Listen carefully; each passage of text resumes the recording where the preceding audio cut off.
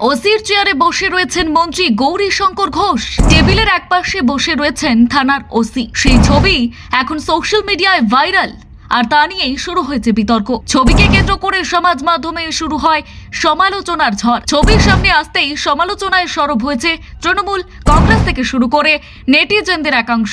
তবে কি ক্ষমতায় এসে দাপট দেখাতে শুরু করে দিল বিজেপি? মুর্শিদাবাদের সাগরপাড়া থানায় রাজ্যের জনশিক্ষা প্রসার এবং গ্রন্থাগার দফতরের মন্ত্রী গৌরীশঙ্কর ঘোষের একটি ছবি ঘিরে নতুন বিতর্ক তৈরি হয়েছে।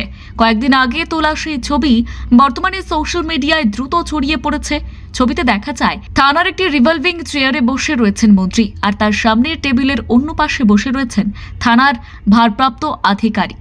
ছবিটি প্রকাশ্যে আসতেই রাজনৈতিক মহল থেকে শুরু করে সাধারণ মানুষের একাংশের মধ্যেও নানান প্রশ্ন উঠতে শুরু করেছে।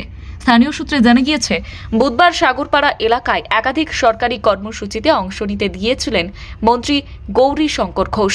বিভিন্ন জনকল্যাণমূলক প্রকল্প পরিদর্শনের পাশাপাশি তিনি সাগরপাড়া থানাতেও যান। আর সেই সময় থানার একটি ঘরে বসে আলোচনা চলাকালীন কয়েকটি ছবি তোলা হয়, আর পরে সেই ছবিগুলির একটি সোশ্যাল মিডিয়ায় ভাইরাল হয়ে যায়। ছবিতে দেখা যায় মন্ত্রী একটি বড় রিভলভিং চেয়ারে বসে রয়েছেন এবং ওসি অন্য একটি সাধারণ চেয়ারে বসে আছেন। আর এই দৃশ্য সামনে আসার পরই শুরু হয়েছে বিতর্ক। অনেকেই অভিযোগ তুলেছেন, একজন মন্ত্রীর থানার ওসির আসনে বসা উচিত হয়নি। তাদের মতে প্রশাসনিক শৃঙ্খলা এবং সরাসরি পদমর্যাদার নির্দিষ্ট নিয়ম রয়েছে, যা সকলের মেনে চলা প্রয়োজন। আর এই ঘটনা সেই শৃঙ্খলার পরিপন্থী বলেই দাবি করেছেন সমালোচকরা।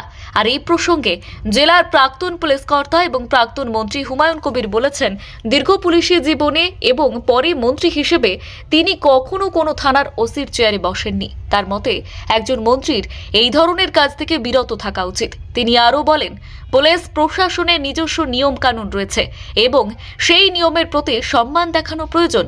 তৃণমূলের জলঙ্গির বিধায়ক বাবর আলীও বিষয়টি নিয়ে মন্তব্য করেছেন। তিনি বলেন, একজন জনপ্রতিনিধির সবসময় একটি নির্দিষ্ট আচরণবিধি মেনে চলা উচিত। তার মতে এই ধরনের ছবি সাধারণ মানুষের কাছে ভুল বার্তা পৌঁছে দিতে পারে এবং তা এড়িয়ে চলাই ভালো। অন্যদিকে রানীনগরের কংগ্রেসের বিধায়ক জুলফিকার আলী অভিযোগ করেছেন, বিজেপি নেতারা অনেক সময় প্রশাসনকে নিজেদের নিয়ন্ত্রণে রয়েছে এমন বার্তা দেবার চেষ্টা করছেন। তার মতে একজন মন্ত্রীর এইভাবে থানায় গুরুত্বপূর্ণ আসনে বসা মোটেই শোভনীয় নয়। তবে সমস্ত অভিযোগ অস্বীকার করেছেন মন্ত্রী গৌরীশঙ্কর ঘোষ। তিনি জানিয়েছেন যে চেয়ারে তিনি বসেছিলেন সেটি ওসির নির্দিষ্ট চেয়ার নয়।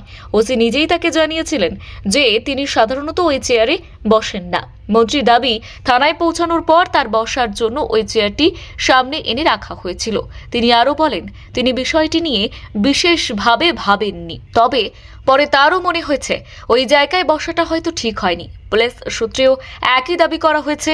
তাদের বক্তব্য, ভাইরাল হওয়া রিভলভিং চেয়ারটি ওসির নির্দিষ্ট চেয়ার ছিল না। মন্ত্রী থানায় আসায় বসার জন্য তাকে সেটি ব্যবহার করতে দেওয়া হয়েছিল। তাই বিষয়টিকে অতিরঞ্জিত না করার আবেদন জানিয়েছে পুলিশ প্রশাসন।